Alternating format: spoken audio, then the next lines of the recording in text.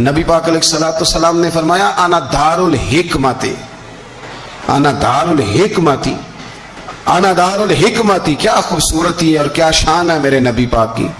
حضور فرمانے لگے میں حکمت کا گھر ہوں، میں حکمت کا گھر ہوں، انا دار الحکمت وعلی بابها، میں حکمت کا گھر ہوں اور علی اس کا دروازہ ہے، علی اس کا دروازہ ہے، اس گھر کا جو گھر حکمت کا خود رسول پاک کی ذات ہے۔ تو حضرت مولا علی شیر خدا کرم اللہ تعالیٰ وجہ الکریم کو اللہ تبارک و تعالیٰ نے حکمت عطا فرمائی، دانائی عطا فرمائی، اللہ نے شانیں عطا فرمائی، ان کو اللہ تبارک و تعالیٰ نے مرتبوں سے نوازا۔ اچھا ہمارے ہاں یہ بھی ہوتا ہے کہ جو پہلوان آدمی ہوتا ہے نا میدان میں لڑنے والا پہلوان، وہ اکثر سیاڑا نہیں ہوتا، اللہ ماشاءاللہ جو کہ پہلوان جو ہوتا ہے وہ کئی دفعہ عقل مندی والا معاملہ اور فیصلہ نہیں کرتا، لیکن حضرت علی کا کمال یہ ہے کہ ان سے بڑا دلیر بھی کوئی نہیں اور ان سے زیادہ سیاڑا بھی کوئی نہیں۔ حضرت علی شیر خدا اتنی شانوں اور مرتبوں والے آدمی تھے کہ دلیری بھی سب سے زیادہ اور عقل بھی۔ حضرت عبداللہ ابن مسعود رضی اللہ تعالیٰ عنہ فرماتے ہیں کہ اگر حکمت کے 10 حصے کیے جائیں نا دانائی کے، تو اللہ نے 9 حصے مولا علی کو عطا فرمائے اور 1 حصہ باقی ساری کائنات کو عطا فرمائے۔ بڑے فہم والے، فراست والے، دانائی۔ ایک بندہ آ گیا غیر مسلم تھا تو کہنے لگا میرے کچھ سوالوں کے جواب ہیں پر کسی نے دیے نہیں کبھی۔ پہیلیاں ہوتی ہیں نا کچھ لوگوں کے، سوال اور ہوتا ہے پر پہیلی، تو بعض لوگوں نے پہیلیاں، لیکن جن کو اللہ فہم کی دولت دے نا ان کے سامنے بھی پھر کوئی پہیلی نہیں رہتی، کوئی راز نہیں رہتا۔ تو جب اس نے آ کے بہت بڑا دعویٰ کیا کہ اگر کوئی میرے سوال کا جواب دے تو میں مان جاؤں، تو پھر مسلمانوں نے کہا کہ نہیں، تو نے بڑا ہی دعویٰ کر دیا، تو شے کوئی نہیں، وہاں تو بڑے مان گئے، تو آ ہمارے ساتھ۔ حضرت مولا علی شیر خدا کے پاس لے گئے تو اس نے بڑے مشکل سوال کیے۔ پہلی بات وہ کہنے لگا آپ مجھے 2 ایسے دوست بتائیں جن میں کبھی لڑائی نہیں ہوئی۔ تو حضرت علی کہنے لگے تو بڑے دعوے کر رہا تھا کہ میں بڑے لمبے سوال پوچھوں گا۔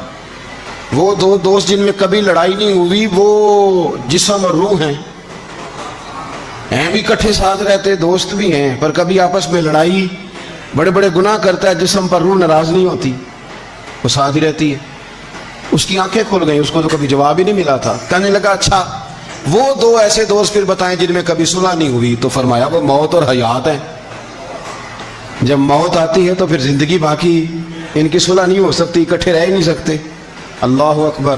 وہ کہنے لگا یہ تو کمال ہو گئی، اب وہ ذہن کھل گیا۔ کہنے لگا جی اور پوچھ لوں؟ فرمایا تیرا ہی دعویٰ تھا 2 پوچھنے، میں تیار ہوں، تو 100 بھی پوچھ۔ کہنے لگا وہ بی بی جس نے چند لمحوں میں بچہ پیدا کر دیا، فرمایا یہ بھی کوئی مشکل بات ہے؟ وہ حضرت مریم ہے، 1 منٹ میں حاملہ ہوئی تھی، اگلے منٹ میں اللہ تعالیٰ نے انہیں تھوڑی سی تکلیف سے گزارا اور اگلے منٹ میں حضرت عیسیٰ پیدا ہو گئے، کوئی مشکل بات ہے؟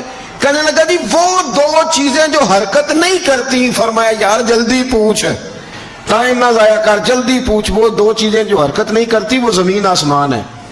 اس نے کہا وہ 2 چیزیں جو ٹھہرتی نہیں، فرمایا وہ سورج اور چاند ہے، جو حرکت ہی کرتے رہتے۔ کہنے لگے اچھا وہ بتائیں جی جو کھا تو بڑا کچھ کیا پر پیا اس نے کچھ بھی نہیں۔ تو حضرت علی فرمانے لگے وہ حضرت موسیٰ علیہ السلام کا عصا ہے، جادوگروں کے سانپ سارے کھا گیا پر پانی کا گھونٹ بھی نہیں پیا۔ حد ہو گئی۔ وہ شخص کہتا ہے علی کے جواب نے، مولا علی شیر خدا کے جوابات نے میرے اندر ہیجان پیدا کر دیا۔ میں نے فوراً کہا بتائیں وہ شخص جو کوئی شے نہیں۔ تو حضرت علی کہنے لگے جو میرے نبی کا کلمہ نہ پڑھے وہ کوئی شے نہیں۔ کہنے لگے وہ بتائیں جو بڑی شے ہو۔ فرمایا جو چاہے کہ اس کی عزت کعبے سے بھی زیادہ ہو جائے اور وہ بڑی شے بن جائے تو وہ محمد عربی کا کلمہ پڑھ جائے۔ کافر کوئی شے نہیں اور مومن بڑی شے۔ اس نے ہاتھ آگے بڑھایا، کہنے لگا پھر پڑھائیے مجھے بھی کلمہ۔ تھوڑا سا نا جو لوگ خاموش ہوتے ہیں وہ وزادار ہوتے ہیں، اور ایک مقام پہ جو ہمیں سمجھایا نا جو بندہ خاموش ہو وہ حکمت والا ہوتا ہے۔ حضرت ابوبکر صدیق رضی اللہ تعالیٰ عنہ جب بیمار ہو گئے تو بالکل چپ کر گئے تھے، خاموش ہو گئے تھے۔ کچھ لوگ ایسے ہوتے ہیں جو شور بڑا کرتے ہیں اور شور کرنے سے بھی کچھ نہیں ہوتا، بیماری اپنے وقت پہ جاتی ہے، شور کرنے سے کم نہیں ہوتی، رونے دھونے سے کم نہیں ہوتی۔ آپ جب شدید علیل تھے، بیمار تھے، تو پوری طور پر خاموش ہو گئے تھے، کم سے کم بات کرتے تھے، ضرورت کے مطابق بات کرتے تھے۔ امام ابو نعیم نے بھی لکھا ہے اور مصنف ابن ابی شیبہ میں بھی یہ روایت موجود ہے کہ ایک بڑی تعداد نہ ان کے دوستوں کی حضرت صدیق اکبر کے پاس آئی۔ یہ بڑی لطیف بات ہے، ذرا غور کرنا۔ انہوں نے آ کے حضرت ابوبکر صدیق رضی اللہ تعالیٰ عنہ سے کہا کہ حضور آپ بیمار ہیں، آپ کو کسی طبیب کو نہ دکھائے؟ حضرت صدیق چپ کر گئے، ایک ایک بندے کا چہرہ دیکھا، پھر نظر جھکا لی، چپ کر گئے۔ نے کہا حضور آپ کو کسی طبیب کو نہ دکھائے؟ تو ہلکے جملوں میں، تھوڑے لہجے میں، پست آواز میں آنکھیں اٹھائی، پھر جھکا کے فرمانے لگے طبیب نے مجھے دیکھ لیا ہے۔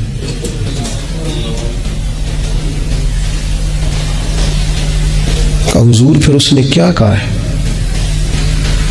پھر چپ کر گئے۔ تھوڑی دیر خاموشی کے بعد کہنے لگے اس نے کہا ہے فعال لما یرید، اس نے کہا ہے میں جو چاہتا ہوں وہ کرتا ہوں۔ فعال لما یرید، اس نے کہا ہے جو میرا ارادہ بن جائے وہ میں کرتا ہوں۔ اگر اس کا ارادہ بن گیا ہے تو پھر ٹھیک ہے۔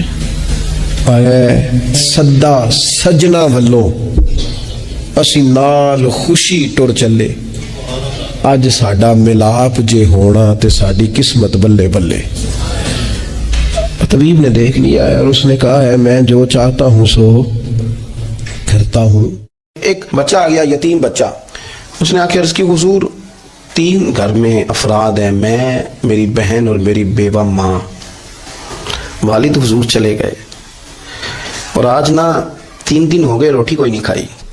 یا رسول اللہ صلی اللہ تعالیٰ علیہ وسلم بیوہ ماں ہے، یتیم بہن ہے، 3 دن سے کھایا کچھ نہیں، قربان جائیں۔ وہ گھر جہاں سے کائنات کھاتی ہے ساری۔ حضور نے فرمایا بلال جا نہ جا کے ساری ازواج مطہرات سے پوچھ گھر میں کیا ہے۔ حضرت بلال کہتے ہیں میں سارے گھر ہی پوچھ آیا، ٹٹول آیا، ٹوٹل 21 کھجوریں نکلی۔ یہ 2 جہاں کے شاہ ہیں اور پاس کچھ رکھتے نہیں، 2 جہاں کی نعمتیں ہیں، ان کے خالی ہاتھ میں حضور کے سارے گھر کو میں ڈھونڈ 21 کھجوریں نکلی تو لا کے میں نے پیش کر دی، تو حضور نے ڈائریکٹ اس کو نہیں دی، نبی پاک نے اپنے ہاتھ پہ رکھ لی اور کہتے ہیں پھر حضور نے نا اپنا منہ مبارک قریب کیا کھجوروں کے۔ صحابہ خود فرماتے ہیں کہ یہ جو حضور نے منہ مبارک قریب کیا ہے نا تو نبی پاک برکت کی دعا کر رہے تھے، 21 کھجوروں پہ برکت کی دعا ہوئی۔ حضور نے اس بچے کو بلایا، تھپکی دی، فرمایا لے جا 7 تیری بہن کی۔ انہیں معمولی نہ سمجھنا ہو تو حضرت بلال کہتے ہیں حضور 3 بھی دے دینا کبھی تو 30 سال ختم ہی نہیں ہوتی، 30 سال گزر جاتے ہیں، نکالتے رہو کھاتے رہو، ختم ہی نہیں ہوتی۔ حضرت سیدنا ابو ہریرہ رضی اللہ تعالیٰ عنہ فرماتے ہیں حضور نے فرمایا 7 تیری، 7 تیری بہن کی، 7 تیری والدہ کی، اور 7 حضور نے اور بھی تلقین فرمائی، فرمایا ایک سویرے کھایا کرنا، ایک شام کو کھایا کرنا، یہ لے جا۔ حضرت سیدنا بلال حبشی کہتے ہیں رضی اللہ تعالیٰ عنہ کہ بچہ لے کے جب باہر نکلا تو حضرت سیدنا معاذ ابن جبل دوڑ کے گئے اور جا کے بچے کے سر پہ شفقت سے ہاتھ پھیرا، کہا فکر نہ کرنا، رب کریم تجھے بہترین سرپرست عطا کرے گا، پتر پریشان نہ ہونا، اللہ تیری مدد کرے گا، صرف حوصلہ دیا، سر پہ دست شفقت پھیرا، بچہ چلا گیا۔ تو حضور نے فرمایا معاذ ادھر آؤ نا ذرا۔ یا رسول اللہ حکم ہو۔ فرمایا کس چیز نے تمہیں اٹھایا بچے کے سر پہ ہاتھ رکھنے کے لیے؟ کس نے تمہیں کہا؟